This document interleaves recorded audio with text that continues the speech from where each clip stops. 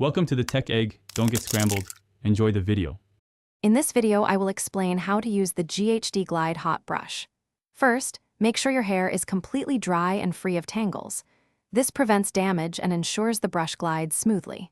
Next, apply a good quality heat protectant spray from roots to ends. This crucial step shields your hair from the heat, keeping it healthy and shiny. Proper preparation is key for achieving beautiful, frizz-free results with your GHD Glide. Now, let's talk about technique. Begin by dividing your hair into manageable sections, ideally 1 to 2 inches wide. This ensures every strand gets attention. Take a section and place the GHD Glide underneath, close to your roots. Then, slowly and steadily glide the brush down the entire length of your hair, all the way to the ends.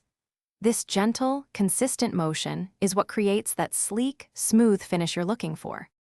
To achieve maximum smoothness, you can repeat the gliding motion on each section 1 or 2 times.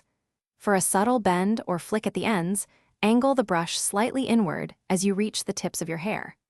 Don't forget to use a mirror to check the back of your head, ensuring no sections are missed. This attention to detail will give you a polished, salon-quality look every time you use your GHD Glide.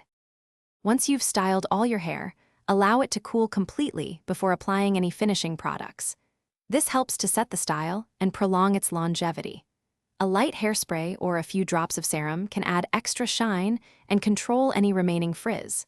Finally, remember to clean your GHD Glide regularly by removing trapped hair and wiping the bristles. Proper care ensures your tool remains effective for many uses. Thanks for watching. Consider subscribing if I helped unscramble your problems.